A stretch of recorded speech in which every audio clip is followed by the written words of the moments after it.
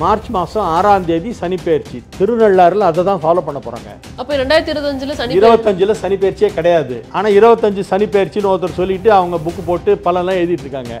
Let's go holidays. It's time to travel beyond the boundaries. Mister gold கடலை எண்ணெய் தான் வாங்குறேன். ஏன் தெரியுமா? சாதாரண ஆயிலை விட சமையல் டேஸ்டாவும் இருக்கும், ஹெல்தியாவும் இருக்கும். Before the exam season hits, chill out and get ready at VGP Universal Kingdom, ECR Injambakam. பரிகாரத்தாலாம் தலையெழுத்தை மாற்ற முடியாது. எந்த ஜோசியரும் யார் தலையெழுத்தையும் மாற்றவே முடியாது. ஜோசியர் கேன் ஒன்லி ஃபோர்டெல், முன்கூட்டி சொல்லலாம். ஐ வில் சேஞ்ச் யுவர் ஃபியூச்சர்னு சொன்னா அவன் ஏமாத்துறான்னு அர்த்தம். Nobody can change anybody's fate. அப்போ நம்ம தலையெழுத்தை மாற்றணும்னா என்ன பண்ணோம்? முருகனுடைய திருவடியில் போய் சரணாகதி ஆகணும். அவனுடைய கால் தலையில் பட்டுதுன்னா பிரம்மா இதன் எழுத்து மாறிடும். நிறைய இந்த மித்தெல்லாம் இருக்கும்ல, இந்த அஷ்டமி நவமிலாம் அதெல்லாம் பண்ணுங்க, இதெல்லாம் பண்ணாதீங்க. இல்லை, நம்ம அஷ்டமி நவமியெல்லாம் ரொம்ப புறக்கணிக்க கூடாதுங்கிறதுக்காக கடவுள் வந்து அஷ்டமியில் கிருஷ்ணாவதாரம் எடுத்தார், நவமியில் ராமாவதாரம் எடுத்தார். You want to start something new, அதெல்லாம் பார்க்கலாம். மற்றபடி டெய்லி ரொட்டீனுக்கு அதெல்லாம் பார்க்கவே வேண்டாம். பாஸ் அப்படிங்கிற பாக்கெல்லாம் சாப்பிட்டா வந்துட்டு நீங்க பாஸ் ஆயிருவீங்க. பாஸ் சாப்பிட்டா பாஸ் ஆகிடுவாங்க. ஆமா, இது உங்களுக்கு தெரிஞ்சிருக்கா என்னங்கிறதே எனக்கு கேள்விப்பட்டது. நல்லா இருக்கு இந்த காமெடி. இந்த பாக்கு கம்பெனிக்காரனே கிளப்பி விட்டுருப்பாங்க. வெட் கிரைண்டர் வாங்கி கொடுத்தா வந்து கல்யாணம் ஆகும். அது வெட்டுங்க. அது உதவி பண்ணி கருணையோடு இருந்தால் தான் கடவுள் நம்ம பேர்ல கருணையை காட்டுவான். அன்பு இல்லாதவனை அறக்கடவுள் வந்து காட்டி எடுத்துருவாரு. வணக்கம் சார், எப்படி இருக்கீங்க? நல்லா இருக்கு. நிறைய பேர் வந்து நல்லா சாமி கும்பிடுவாங்க, ஆனால் இல்லை நான் ஜோசியம் பார்க்க மாட்டேன் அப்படிங்குவாங்க. சில பேர் இது மேலே ரொம்ப அதீத நம்பிக்கையாக இருக்கிறதையும் பார்க்க முடியும். இதுபடி தான் கண்டினியூஸாக எல்லாத்தையும் பண்ணுவாங்க. அவங்க என்ன சொல்கிறாங்களோ அதை பண்ணுவாங்க. ஸோ 2 டிஃப்ரெண்ட் பர்சன்ஸ் எல்லாம் நாங்கள் பார்த்துருக்குறோம். அதாவது வந்து அதுலேயுமே நல்ல சாமி கும்பிடுவாங்க, ஆனால் இங்கே பார்க்க மாட்டாங்க. இது வந்து எப்படி நம்ம எடுத்துக்கலாம் சார்? இப்போ இந்த ஜோதிடம் அப்படிங்கிறத எப்படி நம்ம எடுத்துக்கலாம்? அதை நம்ம ஜோதிடம்ங்கிறது ஒரு வழிகாட்டிங்க, வழிகாட்டி. கடவுளை கும்பிடணும், எல்லாரும் கடவுளை கும்பிடணும். ஜோதிடத்தில் என்ன தெரிஞ்சுக்கலான்னா, உனக்கு இந்த வருஷத்துலேருந்து இந்த வருஷம் வரைக்கும் டைம் சுமாராக இருக்கும். அந்த பீரியட் நீ கொஞ்சம் ஜாகிரதையாக இரு. பணங்கனா எதுவும் முதலீடு பண்ணாத, கடன் கொடுக்காத, புதுசாக எதுவும் தொழில் ஆரம்பிக்காத, இருக்கிறத வச்சுட்டு அப்படியே ஓட்டிகிட்டு போ. இந்த ஏஜ்லேருந்து இந்த ஏஜ் வரைக்கும் இந்த தசை வருது, அந்த பீரியட் உனக்கு நல்லாயிருக்கும். அப்போ நீ ரிஸ்க் எடுத்து பெருசாக முதலீடு பண்ணி தொழில் பண்ணலாம். உன்னுடைய லைஃப் இந்த டைமில் நல்லா இருக்குது. இந்த தசை நடக்கும்போது மேரேஜ் நடந்தால் நல்லாயிருக்கும். இல்லைன்னா மேரேஜ் இவ்வளோ நாள் தள்ளி போடு, அதுக்கப்புறமா பண்ணு. அந்த மாதிரி விஷயங்களுக்கு தொழில், வியாபாரம், மேரேஜ் போன்ற முக்கியமான விஷயங்கள் லைஃப்பில் டெசிஷன் எடுக்கும்போது நமக்கு அதுக்கு டைம் ஒத்து வருமா, தோதா இருக்கா, ஜஸ்ட் ஒரு வழிகாட்டி, இப்போ பண்ணலாமா இல்லை தள்ளி போடணுமா அப்படிங்கிறது வந்து ஜோசியம் ஹெல்ப் பண்ணும். இது வந்து மதத்திற்கு அப்பாற்பட்ட ஒரு மதத்திற்கு அப்பாற்பட்டதான். ஏன்னா எல்லாருக்கும் அமாவாசை பௌர்ணமி எல்லாருக்கும் தான் போதும். அதனால் இது வந்து எங்கிட்ட எல்லா மதத்தவரும் பார்க்குறாங்க. பிற மதத்தவர்கள்லாம் நிறைய பேர் என்னுடைய கிளைண்ட்ஸ் இருக்காங்க. அவங்களுக்கு நான் பதில் சொல்லும்போது நீ இந்த கோயிலுக்கு போய் இந்த பரிகாரம் பண்ணுன்னு சொல்ல மாட்டேன். அதுக்கு தகுந்த மாதிரி அந்த இடத்துல வேறு ஏதாவது மாற்றிடுவேன். இந்த பரிகாரங்கிற ஒரு விஷயம், இப்போ எல்லாருமே போனால் இப்படி ஒரு பிரச்சனை இருக்குது அப்படிங்கிறத சொல்கிறாங்க, இதுக்கு ஒரு பரிகாரம் பண்ணுங்கிறாங்க. பரிகாரம் பண்ணால் அது சரியாக போகுமா? அப்படி ஒரு நம்பிக்கையும் இங்கே கிரியேட் ஆகிருக்கு. அதுக்காக நான் கேட்குறேன். இல்லை, பரிகாரம்ன்றது வந்து ஒரு வழிபாடு. பரிகாரம்னா ஒரு வழிபாடு. இந்த இப்போ டைம் சரியில்லை, ஜாஸ்தி சாமியை கும்பிடு. உனக்கு நேரம் சரியில்லை, நீ சாமியை நிறைய கும்பிடு, அப்போ கொஞ்சம் கடவுள் காப்பாற்றுவார் அப்படின்னு சொல்கிறோம் இல்லையா? அதுதான் பரிகாரம். ரெண்டாவது பரிகாரம் பண்ணால், அதாவது இப்போ மழை பெய்யுதுன்னா அதை நம்மளால் நிறுத்த முடியாது, அது பெஞ்சிட்டு தான் இருக்கும். ஒரு நல்ல கொடையாக எடுத்துகிட்டு போனோன்னா அட்லீஸ்ட் தலை உடம்பெல்லாம் அவ்வளோவா நனையாத அளவுக்கு போயிட்டு வரலாம். அந்த கொடை தான் பரிகாரம். லைட்டாக தப்பிக்கலாம், ஓரளவு தப்பிக்கலாம். அதுதான் பரிகாரம். கொடை எப்படி மழைக்கு உதவுதோ அந்த மாதிரி கஷ்ட நேரத்தில் பரிகாரம் பண்ணால் கொஞ்சம் வந்து அதை தாக்கு பிடிக்கிறதுக்கு, அந்த கஷ்ட நேரத்தை தாங்கிறதுக்கான சக்தி நமக்கு கிடைக்கும். அவ்வளோதான் முடியும். பரிகாரத்தாலாம் தலையெழுத்தை மாற்ற முடியாது. எந்த ஜோசியரும் யார் தலையெழுத்தையும் மாற்றவே முடியாது. அது முதல்ல புரிஞ்சுங்க. ஜோசியர் கேன் ஒன்லி ஃபோர்டெல், முன்கூட்டி சொல்லலாம். What will happen, how will be your ஃபியூச்சர்னு சொல்லாமல் ஒழிய ஐ வில் சேஞ்ச் யுவர் ஃபியூச்சர்னு சொன்னா அவன் ஏமாத்துறான்னு அர்த்தம். Nobody can change anybody's fate. முருகன்கிட்ட போய் சரணாகதி ஆகுங்கன்னு சொல்லுவேன் அடிக்கடி. என்ன அருணகிரிநாதர் ஒரு பாட்டில் அழகாக சொல்லுவார், அவன் கால்பட்டு அழிந்தது இங்கு என் தலைமையில் அயன் கையெழுத்து என்பார். முருகனுடைய கால்பட்டு அழிந்தது இங்கு என் தலைமையில் அயன்னா பிரம்மா, அயன் கையெழுத்து. பிரம்மா எழுதின தலையெழுத்து முருகனுடைய திருவடி தீட்சை கிடைச்சது டோட்டலாக மாறிடுச்சு. அப்போ நம்ம தலையெழுத்தை மாற்றணும்னா என்ன பண்ணோம்? முருகனுடைய திருவடியில் போய் சரணாகதி ஆகணும். அவனுடைய கால் தலையில் பட்டுதுன்னா பிரம்மா எழுதின எழுத்து மாறிடும். ஏன்னா பிரம்மாவையே சின்ன வயசில் இவர் கூப்பிட்டு ஜெயிலில் அடைச்சவராச்சே. முருகர் அவ்வளோ சக்தி வாய்ந்த கடவுள் இல்லையா? விஷ்ணு வந்து பகவத்கீதையில் நான் தான் சுப்பிரமணியன்றார். பெருமாள் சொல்கிறார், யாரில் நான் தான்றார். சேனாதிபதிகளில் சுப்பிரமணியனாக இருப்பது நானே அப்படின்றார், பகவத்கீதையில் வருது. இப்போ பெருமாள் நான்றாரு. சிவன் வந்து எனக்கு நிகரான ஒரு சக்தியை உருவாக்குகிறேன் சொல்லி சுப்பிரமணியரை உருவாக்குறாரு. ஏன்னா சூரபத்மன் வர வாங்கிட்டான், உனக்கு நிகரான ஒருவரால் தான் என்னை அழிக்க முடியும்னு. இவருக்கு நிகரானவர் யாருமே கிடையாது. அதுக்காக புதுசாக ஒரு சக்தியை கிரியேட் பண்ணுறாரு. அதுதான் முருகன், சூரபத்மனை அழிக்கிறதுக்காக. ஏன்னா வரம் கொடுத்தவர் அழிக்க முடியாது, அதனால் பிள்ளைய விட்டு போட்டு தள்ளலான்றாரு. புராணத்திலே இதுதான் வருது. இப்போ நீங்கள் பேசும்போது எனக்கு தோணுது, நான் ஆக்சுவலி உள்ளே வந்தோடனே இங்கே நான் வந்து இந்த சிவன் அவங்களுடைய அந்த புகைப்படத்தினால பார்க்க முடிஞ்சது. லிங்கம் வச்சுருக்கீங்க. அது மாதிரி இஷ்ட தெய்வம்னா உங்களுக்கு என்ன? ஏன்னா நிறைய சிவன் இஷ்ட தெய்வம் எனக்கு வந்து திருவண்ணாமலை அண்ணாமலையார், திருச்செந்தூர் முருகன், திருப்பதி பெருமாள். திருப்பதி பெருமாள் எனக்கு ரொம்ப பிடிக்கும். ஓகே, உங்கள் 3 பேர் தான் உங்களுடைய இஷ்ட 3 தான் அடிக்கடி போவேன். மற்ற கோயிலெலாம் எப்போ சான்ஸ் கிடைக்கும்போது போவேன், டைம் இருந்தால் போவேன். எனக்கு ரொம்ப விரும்பி நான் பார்க்குறது திருப்பதி பெருமாள், திருச்செந்தூர் முருகன், அண்ணாமலையார். ஸோ இப்போ இவங்கள தான் நீங்கள் வீட்லேயுமே வழிபடுறீங்க? ஆமாம் ஆமாம் ஆமாம். வீட்டிலே பெரிய திருச்செந்தூர் முருகன் பெரிய படம் இருக்குது. அதுதான் எங்கள் வீட்டு ப்ரிசைடிங் டெய்ட்டி. அவர் தான். செந்திலாண்டவன் தான் எங்களுக்கு மெயின். நாங்கள் நெல்லை மாவட்டத்துக்காரங்க என்ன, அதனால் செந்திலாண்டவன் மேலே அந்த குடும்பத்துக்கே ஒரு இது உண்டு, ஈர்ப்பு உண்டு. திருச்செந்தூர் முருகனை வந்து ரொம்ப வேண்டிப்பேன் நான். இந்த திருச்செந்தூர் இலை விபூதியை போட வச்சுருப்பேன் வீட்டில். எங்கள் வீட்டில் யாருக்கா உடம்பு சரியில்லைன்னா உடனே அந்த இலை விபூதி வாயில் போட்டு நெத்தியில் இட்டு இப்பயுமே போனால் கொடுக்குறாங்க. நம்மள அதுக்கு பின்னாடி நிறைய விஷயங்கள் சொல்கிறாங்க. ஆமாம், அந்த பன்னீர் இலை விபூதி வந்து எங்கள் வீட்டில் எப்போதும் இருக்கும். அதே மாதிரி கோமதி அம்மனுடைய புத்து மண், சங்கரங்கோவில் கோமதி அம்மன், அது எங்களுக்கு ரொம்ப ஈடுபாடு உண்டு. அங்கே ஒரே விக்கிரகத்தில் ஒரு புறம் சிவன் ஒரு புறம் பெருமாள், ஒரே உருவம் ஒரே சிலை. இந்த பக்கம் பெருமாளுக்குரியதெல்லாம் இருக்கும், இந்த பக்கம் சிவனுக்குரியதெல்லாம் இருக்கும். அப்படியே பாதி பாதி. இந்த அர்த்தநாரீஸ்வரர்னு ஒரு படம் போடுவாங்கல்ல, அந்த மாதிரி பெருமாளும் சிவனும் ஒரே இதில் செதுக்கப்பட்ட விக்கிரகம். அது சங்கரங்கோவிலில் ரொம்ப சிறப்பாக இருந்தது. அந்த கோயிலோடைய குங்குமம் சொல்கிறீங்க? அந்த கோயிலோட குங்குமம், அந்த கோயிலில் புத்து மண்ணுன்னு ஒன்று கொடுப்பாங்க, கோமதி அம்மன் புத்து மண். அது எங்கள் வீட்டிலலாம் எப்போதும் டப்பாவில் போட்டு வச்சுப்பாங்க. குழந்தைங்களுக்குலாம் யாருக்கா உடம்பு சரியில்லைன்னா ஒரு சிட்டிகை புத்து மண் எடுத்து தண்ணியில் கரைச்சி அப்படியே வாயில் குடிக்க சொல்லுவாங்க. இதெல்லாம் தான் எங்களுடைய ஃபெய்த்தில் முக்கியமானது. பட் எனக்கு I respect others faith also. Sir, ஆக்சுவலாக வந்து நிறைய இந்த மித்தெல்லாம் இருக்கும்ல. இப்போ சில விஷயங்கள், ஃபார் எக்ஸாம்பிள் வந்து இந்த அஷ்டமி நவமிலாம் அதெல்லாம் பண்ணுங்க, இதெல்லாம் பண்ணாதீங்க அதெல்லாம் மித்து இல்லைங்க. அது I can't say it is myth. அதாவது ஒரு சில நாட்கள் வந்து முக்கியமான வேலைகளுக்கு எடுக்க வேண்டாம்னு ஒதுக்கப்பட்டிருக்கிறது.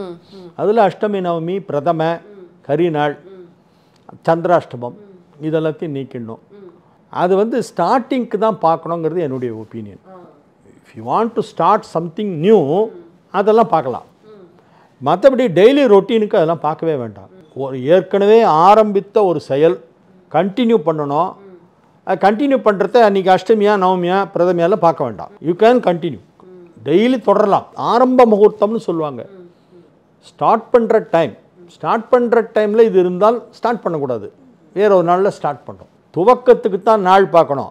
ஆரம்பித்து செஞ்சிட்ருக்கிற வேலைக்கெல்லாம் டெய்லியெலாம் நாள் பார்க்க முடியாது. அது மாதிரி இப்போ நிறைய விஷயங்கள் இருக்குது. இப்போ நான் சொன்னது அஷ்டமி நவமின்னு சொன்னேன். அதுக்கு வந்து நீங்களே ஒரு ஷோவில் வந்து விளக்கம் கொடுத்துருக்கீங்க. அஷ்டமினா இவங்களுக்கு இந்த தெய்வத்துக்கு உகந்தது, நவமின்னா இந்த தெய்வத்துக்கு உகந்ததுன்னு நீங்களே விளக்கம் கொடுத்துருக்கீங்க. இல்லை, நம்ம அஷ்டமி நவமியெல்லாம் ரொம்ப புறக்கணிக்க கூடாதுங்கிறதுக்காக கடவுள் வந்து அஷ்டமியில் கிருஷ்ணாவதாரம் எடுத்தார், நவமியில் ராமாவதாரம் எடுத்தார். நமக்கெல்லாம் அப்பாவது புரியுதான்னு பார்ப்பாங்கிறதுக்காக தான் கடவுளே அப்படி பண்ணியிருக்காருன்னு நான் சொல்லுவேன். அதை நீங்களே வந்து சொல்லியிருக்கீங்க. இந்த நட்சத்திரங்களில் வந்துட்டு பிறக்கிற குழந்தைங்கள இப்படிலாம் பிறக்கக்கூடாதுன்னு சொல்லி பயமுறுத்தி வச்சுருப்பாங்க. அப்படிலாம் எதுவும் கிடையாதுங்கிறத நீங்களே வந்து விளக்குங்க. அந்த ஃபேமிலியில் ஒரு சில நட்சத்திரம் தாங்க பிறக்கும்.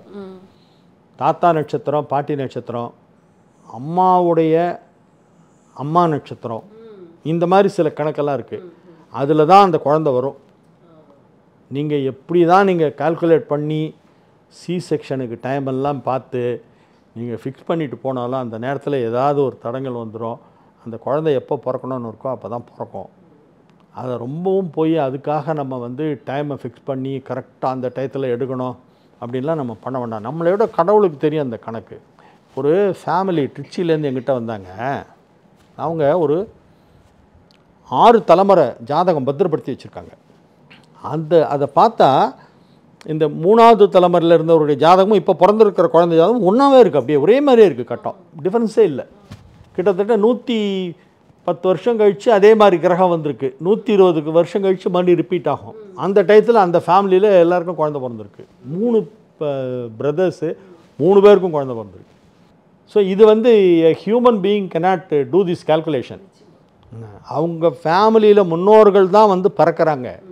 அந்தந்த குடும்பத்தை சேர்ந்த முன்னோர்கள் வர்றதுனால அவங்க ஜாதகம் எப்படி இருந்ததோ அதே மாதிரி தான் வரும். அவங்க அந்த ஜென்மத்தில் பண்ண பாவ புண்ணியங்களுக்கு ஏற்ப தான் இந்த ஜென்மத்தில் இருப்பாங்க. அதனால தான் முன்னோர்கள் வழிபாடு செய்யணும்னு நான் சொல்கிறது அடிக்கடி சொல்லுவேன். அது காரணம் என்னென்னா அவங்க தான் வந்து பிறக்க போகிறாங்க. அந்த ஆத்மா திருப்தி அடைஞ்சு சந்தோஷமாக இருந்தால் நல்ல நேரத்தில் வந்து பிறக்கும். முன்னோர்கள் வழிபாடுன்னு சொல்லும்போது குலதெய்வ வழிபாடு is also very very important அப்படின்னு நீங்கள் சொல்லி நான் கேள்விப்பட்டிருக்கேன். அது ரெண்டும் ரொம்ப இம்பார்ட்டண்ட்டு. மற்றபடி கோயிலுக்கு போகிறதெல்லாம் நம்ம எப்போ டைம் கிடைக்குதோ போகலாம். விருப்பப்பட்ட கோயிலுக்கு விருப்பப்பட்ட நேரத்தில் போகலாம். எல்லா சாமியும் எல்லோரும் கும்பிடலாம். என்ன ஆனால் அவங்கவுங்க குலதெய்வத்தையும் முன்னோர்களையும் தவறாமல் கும்பிடணும். சோஷியல் மீடியாவில் நாங்கள் நிறைய விஷயங்கள் பார்த்து நிறைய பேர் நாங்கள் கேட்டிருக்கோம். நிறைய பேர் வந்து இந்த ஜோதிடம் பார்க்குறேங்கிற பேரில் இதை சாப்பிட்டா இது சரியாக போயிடும், பரிகாரம் உங்களுக்கு தெரிஞ்சிருக்க வாய்ப்பு இருக்குது. இந்த பாஸ் அப்படிங்கிற பாக்கெல்லாம் சாப்பிட்டா வந்துட்டு நீங்கள் பாஸ் ஆயிடுவீங்க. பாஸ் பாக்கு சாப்பிட்டா பாஸ் ஆகிடுவாங்க. ஆமாம், இது உங்களுக்கு தெரிஞ்சிருக்கா என்னங்கிறதே நான் கேள்விப்பட்டது. நல்லா இருக்கு இந்த காமெடி. உங்களுக்கு இது தெரியவே இல்லையா? இப்படிலாம் ஒரு விஷயம் பாக்கு கம்பெனிக்காரனே கிளப்பி விட்டுருப்பாங்க. இந்த மாதிரி வெட் கிரைண்டர் வாங்கி கொடுத்தா வந்து கல்யாணம் ஆகும், ஏன்னா அதுல வெட்டுன்னு இருக்கு, கல்யாணம் ஆயிரும் அப்படிங்கறதெல்லாம் நாங்க வந்துட்டு அது வெட்டுங்க. அதுதான் நம்ம அவங்க அப்படி சொல்றாங்க. ஸோ அந்த மாதிரி நிறைய இன்சிடென்ட்ஸ்லாம் நடந்தது. அது உங்களுக்கு இப்போதான் தெரியுதுங்க போது எங்களுக்கு ஆச்சரியமா இருக்கு. அதெல்லாம் மூட நம்பிக்கை. ஸோ அந்த மாதிரி நிறைய பேர் வந்துட்டு தன்னையும் ஜோதிடர்னு சொல்லிட்டு நிறைய பேர் இருக்கிறாங்க. இல்லைங்க, அதாவது நான் ஒன்று சொல்கிறேன், கடவுளை கும்பிட்றது கோயிலுக்கு போகிறதெல்லாம் இல்லாமல் மனிதாபிமானம் வேணும். கஷ்டப்படுறவங்களுக்கு ஹெல்ப் பண்ணுறோம், ஏழைகளுக்கு உதவி செய்யணும். மாதத்தில் ஒரு நாள் அந்த அமாவாசை அன்றைக்கி அன்னதானம் பண்ணுங்கன்னு எல்லாரும் சொல்லுவேன். ஏன்னா ஒரு நாளாவது அவங்க பண்ணட்டுமேனு. நியாயமாக பார்த்தா 365 நாளும் ஒருத்தருக்காக சாப்பாடு போட்டு தான் சாப்பிட்ணும். அது எல்லோரும் செய்கிறதில்ல, செய்ய முடியாது. அதனால் அமாவாசை அன்றைக்காவது ஒரு 10 பொட்டலம் சாதம் வாங்கி எங்கேயாவது தெருவில் உட்காந்துருக்கிற பிச்சைக்காரங்களுக்கெல்லாம் கொடுத்துட்டு போர் ஃபீடிங் மாதிரி பண்ணிவிட்டு அதுக்கப்புறம் வந்து சாப்பிடுங்கன்னு நான் சொல்லுவேன். பரோபகாரம், மற்றவர்களுக்கு உதவி செய்தல், உதவி பண்ணி கருணையோடு இருந்தால் தான் கடவுள் நம்ம பேரில் கருணையை காட்டுவான். என்ன அதை வள்ளுவர் நிறைய குறளில் சொல்கிறார். வெயில் போல காயுமே அன்பிலதனை அறம் அப்படின்னு ஒரு திருக்குறள். என்பிலதனை வெயில் போல காயுமே அன்பிலதனை அறம். அன்பே இல்லாதவனை அறக்கடவுள் காய்ச்சி எடுத்துருவாராம். அறம்னா தர்ம தேவதை. என்பிலதனை அப்படின்னா எலும்பே இல்லாத புழுலாம் எப்படி இருக்கும், வெயிலில் வந்தால் துடிச்சு போயிடும். அந்த மாதிரி என்பிலதனை வெயில் போல காயுமே அன்பிலதனை அறம். அன்பு இல்லாதவனை அறக்கடவுள் வந்து காட்டி எடுத்துருவான்ற. மற்றவங்களுடைய வளர்ச்சியை பார்த்து பொறாமப்படுறவங்களுக்கு வந்து அவங்க குடும்பமே கஷ்டப்படும்ன்றார். இப்போ இதெல்லாம் தாண்டி நான் ஏன் இந்த கேள்வி வச்சேன்னா, இங்கே இப்போ நிறைய பேர் வந்து ஜோதிடர்களாகவும் முயற்சிக்கிறாங்க, ஜோதிடம் பார்த்துட்டு இருக்காங்க. அப்படிங்கிறதுனால இங்கே யாரை விட்டு யாரை நம்புறது அப்படிங்கிறது இல்லைங்க. ஜோதிடம் எல்லாரும் பார்க்கட்டுங்க, எல்லாரும் கற்றுக்கட்டும், பார்க்கட்டும். ஆனால் இந்த மாதிரி வந்து வெட் கிரைண்டர் வாங்கி கொடுத்தா கல்யாணம் ஆகும், பாக்கு சாப்பிட்டாங்க பாஸ் ஆகிடுவேன் அப்படின்னா அவன் படிக்கிறத விட்டு பாக்கு போட்டுன்னு மென்னுட்டு இருப்பான். பாஸ் பாக்கு போட்டுக்கிட்டு இதெல்லாம் ரொம்ப வந்து கேலி கூத்தா இருக்கு.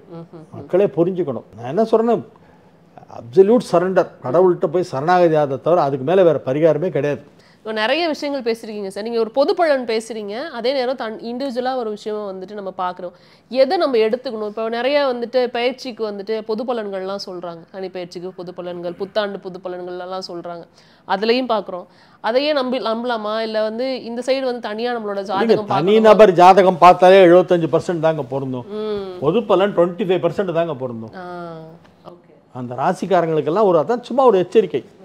ஒரு நடந்து போகிறான், இப்போ அங்கே ஒரு பள்ளம் இருக்கும் பார்த்து போன்னு சொன்னால் பத்திரமா போவான் இல்லையா. கண் பார்வை அவ்வளோவா இல்லை, ஒருத்தர் நடந்து போகிறாரு, இந்த இடத்துல ஒரு பள்ளம் வரும் பார்த்து போனால் அவர் நல்லா அப்படி கோலை வச்சு எங்கே பள்ளம் இருக்குன்னு பார்த்து பள்ளத்தில் விழுந்துடாமல் நடந்து போவார். அதுதான் ஜோசியம் பண்ணுற வேலை. நம்ம ஊரில் 2 பஞ்சாங்கம் வச்சுருக்கோம். ஆமாம், வாக்கிய பஞ்சாங்கம், திடுக்கணித பஞ்சாங்கம். வாக்கியம்ங்கிறது ரிஷிகளோட வாக்கு, அதுதான் ஏன்ஷியன்ட். தொன்று தொட்டு நமது முன்னோர்கள் பார்த்துட்டு வர்றது வந்து வாக்கியம். இடைச்சர்கள் தான் வந்து திருக்கணிதம். இது வந்து 20ஆம் நூற்றாண்டுடைய மிடில் வந்திருக்கு திருக்கணிதம்ங்கிற மெத்தடு. சம்வேர் 1945லேருந்து 1950க்குள்ளே வந்தது. அதை எதிர்த்து நிறைய பேர் கேஸ் எல்லாம் போட்டு 1960 ஒரு தீர்ப்பாயிருக்கு. அது என்னென்னா அதை பப்ளிஷ் பண்ணுறதுல ஒரு ஃபேமிலியில் 2 ரிஃப்ட் ஆகிடுது.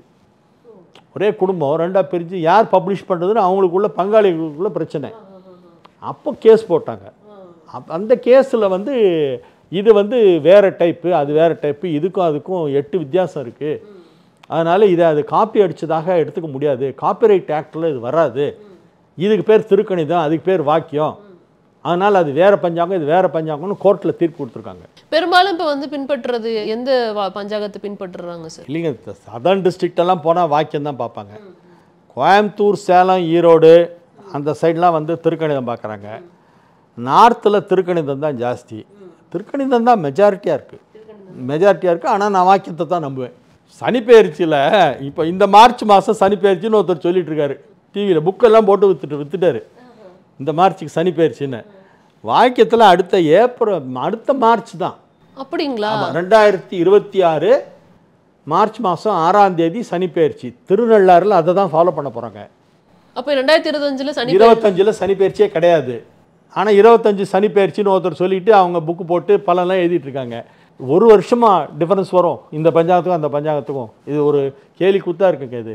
ஆமாம், மக்கள் பாவம் குழம்புறாங்க. இப்போ நிறைய பேர் வந்துட்டு இப்போ எங்கள் அஷ்டம சனியெல்லாம் முடிய போகுதுன்னு சந்தோஷமா இருப்பாங்களே, அடுத்த வருஷம் தான் முடிய போகுதுன்னு சொல்லிட்டு அப்போ இன்னும் ஒரு வருஷம் காத்துட்டு இருக்கணுமா அவங்க? ஆமாம், சரி, அவ்வளோ டிஃபரன்ஸ் எப்படி வர முடியும் எனக்கு தெரியல இந்த கால்குலேஷனில். அதிலெல்லாம் பார்த்தீங்கன்னா கிரகணம்லாம் மட்டும் 2 பஞ்சாங்கத்துலேயும் கரெக்ட் டைம் போட்டுருவான். ஏன்னா அது விசிபிள், சந்திர கிரகணம் நம்ம கண்ணால் பார்க்க முடியும். அதில் 2 டைம் போட்டாக்க அடிக்க வந்துடுவாங்க. இன்னைக்கு கிரகணம் போட்டிருக்கு, நீ நாளை காலையில் கிரகணம் போடுறேன்னு கேட்பான். அதை மாத்திரம் கரெக்டாக ஒன்றா போட்டுறாங்க. இந்த குரு பயிற்சி, சனி பயிற்சி, ராகு கேது பயிற்சி, இது 3யும் நிறைய வித்தியாசம் வருது. இந்த 2 பஞ்சாங்கத்துக்கும் டிஃப்ரென்ஸ் இருக்குது. இதுலேயும் எனக்கு ஒரு அனுபவம் ஏற்பட்டது. நான் முதல்ல திருக்கணித பஞ்சாங்கத்தை பார்த்துட்டு இருந்தப்போ எல்லா ஜோசியர்களும் நீ உங்கள் அப்பா தொழிலுக்கு தான் வருவேன், உனக்கு குவாரி பிஸ்னஸ் கிடைக்கும், நீ வந்து அப்படியே டன் தான் சம்பாதிப்பேன்லாம் சொன்னாங்க. கடைசியில் நடக்கலை. அதுக்கப்புறம் பார்த்தா என்னுடைய ஜாதகத்தை வாக்கிய பஞ்சாங்கம் படி போட்டப்போ பார்த்தா அது நடந்ததெல்லாம் பாஸ்டெல்லாம் கரெக்டாக இருக்குது. குரு உச்சம் திருக்கணிதத்தில், வாக்கியத்தில் குரு 2ல் இருக்குது. 2ல் குரு பேச்சு தான் கொடுக்கும், வாக்கில் குரு நான் பண்ணுற இந்த தொழில் பேச்சு தான் எனக்கு தொழில். லக்னத்தில் குரு உச்சமாக இருந்தால் தந்தையுடைய தொழில் வந்திருக்கும். ஏன்னா 9ல் சூரியன், பங்குனி மாதம். இப்போ வந்து குரு வீட்டில் சூரியன், சூரியன் வீட்டில் குரு பரிவர்த்தனை, அதனால் பேச்சு தொழிலாகிடுது. இது இவ்வளோ டெக்னிக்கலாக பார்க்க வேண்டியிருக்கு. இதை நான் முதல்ல திருக்கணிதம் பார்த்து ஏமாந்துட்டேன். அதனால தான் சுப்ரீம் கோர்ட் வரைக்கும் போய் பணத்தெல்லாம் செலவு பண்ணேன். அது பார்க்காம வாக்கியம் பார்த்துருந்தா நான் ஆரம்பத்தில் இந்த மாதிரி வேற ஏதாவது பேச்சு தொழிலுக்கு வந்திருப்பேன். அதனால வாக்கியம் தான். இதெல்லாம் வந்துட்டு பார்க்குற எங்களுக்கு தெரியாது. இப்போ நிறைய பேர் ஜோசியம் பார்க்கறதுனால முதல்ல தெரிஞ்சிருந்தா நான் வந்து 3 வருஷம் டெல்லிக்கு சுப்ரீம் கோர்ட்டுக்கு அலைஞ்சிருக்க மாட்டேன்ல. எவ்வளோ மிச்சமாயிருக்கும். அப்பா தொழில் வராது, நீ பேச்சு சம்மந்தமாக தான் தொழில் வரும், பேச்சு, பாட்டு, இசை, இதுதான் உனக்கு தொழில் அப்படின்றத யாராவது அன்றைக்கே வாக்கிய பஞ்சாங்கம் பார்த்து சொல்லியிருந்தாங்கன்னா நான் 3 வருஷம் 4 வருஷம் டைம் வேஸ்ட் ஆகிருக்கும், அது பணம் வேஸ்ட் ஆகிருக்காது, என்னுடைய லைஃப்பை வேறு மாதிரி நான் இது பண்ணியிருக்கலாம். இவ்வளோ கஷ்டப்பட்டதுக்கு அப்புறமா தான் எனக்கு வந்து வாக்கிய பஞ்சாங்கம் படி நடக்குதுங்கிறத நானே புரிஞ்சுக்கிட்டேன். அதனால தான் எனக்கு ஜோசியத்து மேலே இன்னும் நம்பிக்கை ஜாஸ்தியாச்சு. இப்போ எங்களுக்கு வந்து நிறைய இதில் வந்து வித்தியாசங்கள் பார்க்க முடியுது. Let's go holidays. It's time to travel beyond the boundaries. Mister gold கடலை தான் வாங்குறேன். ஏன் தெரியுமா? சாதாரண ஆயிலை விட சமையல் டேஸ்டாவும் இருக்கும், ஹெல்தியாவும் இருக்கும். Before the exam season hits, chill out and get ready at VGP Universal Kingdom, ECR Injambakam.